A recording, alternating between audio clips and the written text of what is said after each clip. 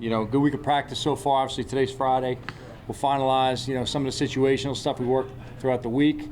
We'll review all the early down, third down, and red area situations, and continue progressing all of our big four and special teams. That being said, we still got a little bit of time to go before the game. The game plan is never truly final for us. We're always working all the way up to the game and adjustments in the game, so we'll do whatever's best for the team at the time. So that being said, I'll open up to any questions you may have. We haven't talked to you since before practice Wednesday. Yeah, you guys didn't show up yesterday, so I was actually waiting for this, but I guess it was a holiday or something.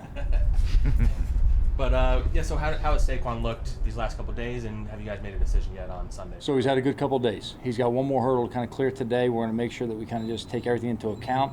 I'd say, his work on the field has been very promising. He's done a lot of things that we've needed to see. So we'll see how today turns out for him and a couple other guys coming on through. But we got a couple guys in the same bucket right now. But I'd say, all the guys that have been coming back have been very encouraging throughout the week. What's the one more hurdle today for him, Joe?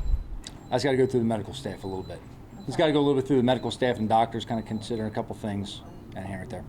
Joe, is there anyone you've ruled out yet for Sunday? Not officially, not 100%. Evan will be the guy that we're going to take a look at today for final time. We'll see where that is. I'd say he did some good things yesterday with the trainers. We'll see how he progresses.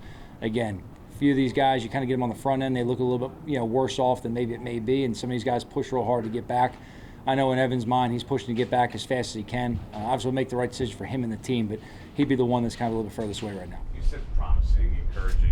We were talking about Saquon before. What would it take for him not to play at this point? Would have to be some? I would see setback? I'd say there's some kind of a setback that's unforeseen that would happen today, or some kind of response to his body after practice, with going through a week's practice, what it looks like. Joe, the doctors gave him the clearance to go practice. Is there a final clearance in the sense of now he's ready for a game? Yeah, I think that's what we're looking at today. We're looking at in terms of the entire body of work throughout the week and what we can do with them, and is that best for him? Is that best for the team? Joe, I'm sorry. I mean, as the figure that he is here, right. If he is able to go, which we're assuming he is, if he gets through today, right.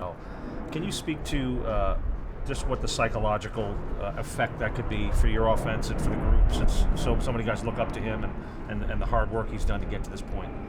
I think the biggest thing about Saquon with the team in terms of the psychological part, look, we're prepared to play with whoever we have available.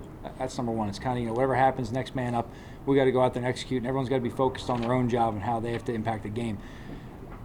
Not speaking directly for, anyone individual, but I could say collectively for the team. I think the thing about Saquon is, the guys respect how he's worked, and they see how hard, and long a journey it's been for him to come all the way back from where he's been and what he's done off the field, what he's done from a leadership standpoint, the things he's had to go through and the attitude he's displayed along the way, to put himself in position to potentially play week 1, week 2, wherever it may end up being, hopefully sooner than later. But I'd say in terms of, the emotion around that, I think everyone's just genuinely happy for this guy and is, really doing everything they can like they would for any teammate who's worked this hard to get back, for him to have success when he finally does.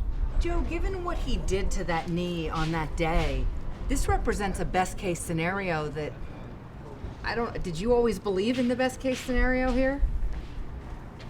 Look, I just go on the medical advice that they give me, and they tell me what is or isn't possible. I know, that day coming off the field, we kind of get a lot of scenarios, best case, worst case, what it may or may not be.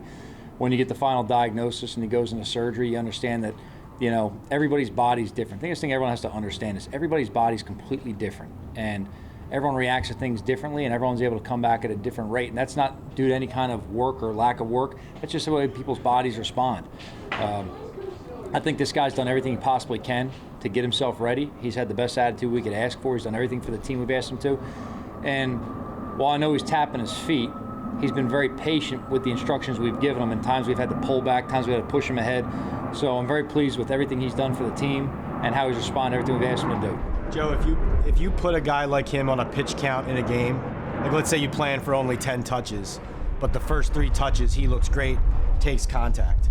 Is there a possibility that you could be tempted as a coach to increase his workload based on how he responds in game, or is that too dangerous to think? I think that's why, I keep answering that question in terms of when you say a guy's cleared for a game, they got to be cleared for a game. At that point, it's a guy goes out there, first 3 look great. Okay, what if the first 3 don't look great? Does that mean it changes your game plan the other way? To me, you've got to just have guys at the game who can play. Now, however we structure the game plan for individual players, whether it be, Saquon or any other player on our team, we try to stick to that game plan until we have to make necessary adjustments in the game. You want to at least start the game out with, some consistency to what you prepared for so the players have an idea. Now, look, we adjust every drive on the sideline. That's our job. That's the player's job to understand that things are going to happen within it. But in terms of specific rep numbers and pitch counts, to me, it's just more important to know this guy's healthy. To me, if you go out there for one snap, I want to make sure you're able to go after that one snap full speed. In terms of the volume that we may play any specific player, a lot of it will be dictated by the flow of the game. But a lot of decisions get made in game. I wouldn't want to take someone into a game where we say he can only do this, and then all of a sudden you get to a point you have to do more. If you're going with a certain plan, you want to stick to that plan as best you can, knowing what's best for an individual player. But to me, it always comes down to, if the doctor says a guy's healthy, I got to take his word on that right there. I've got to see him move for myself as a coach on the field and have confidence that he's going to go out there and be able to execute what we ask him to do. But what I tell the medical staff all the time is like, look, I can control volume in practice. I can't control intensity. Okay, I can tell the guys it's whatever percent. It's to tell a guy it's 80%. What does that mean to him on the field? They're going to react and adjust and do something accordingly to be moving fast and make a play. So for me, it's when I put them on the field, they've just got to know, that they can go out there and healthy do what we ask them to do. How's Kyle Rudolph? He's finally been practicing for the last couple of weeks. How's he been holding up? He's been doing a good job for us. He's been doing a good job. I know Kyle did a lot of work in this offseason, obviously coming off of surgery. He kind of had some bumps in the road, not necessarily setbacks, but just some things you have to deal with in any course of rehab getting back. I'd say the last 2 weeks been very encouraging with him. It's good having him out there. I'd say there's a high trust level with a guy like that, not just from the experience he's had in the league, but also what you see him do on the practice field, how he prepares, the plays he makes, the things he does. So you see a guy do it in practice, that gives you the confidence for the game to go ahead and rely on him. How's Kenny look for you? He missed a lot of time there with that hamstring injury. Pretty much close to a month. Yeah, there's been a number of guys who've been in a similar situation. Kenny obviously in that group. He's definitely been coming back at a good rate. He's moved well. We've obviously structured some of the volume day by day, a little bit different for him and some other guys in terms of accounting for the time that they missed. And it's not necessarily just always trying to shut them down, but you have to understand that, you've got to get in football shape, and that doesn't happen overnight. So with these guys, we've got to kind of structure it in for their bodies to respond the right way. So when we push them, we know we can go ahead and we can push them all the way and then go out there and operate. But he's been good. Specialists on the practice squad last year, obviously with COVID and stuff. How come you're not doing it this year? I mean, look, right now coming out of training camp, this is kind of the best mix of guys that we felt take a look at. I'd say our roster and the practice squad is no different. It's really an extension of our roster, is always evolving. There's going to be a lot of change in that throughout the entire year. I would not rule out at any point having a specialist or, some other specific player, for a specialty role at any time. If someone we believe can help the team or someone can develop into a greater role, I think Santoso last year is a great example. He was a guy that obviously we had available, for the COVID precautions, what we may deal with.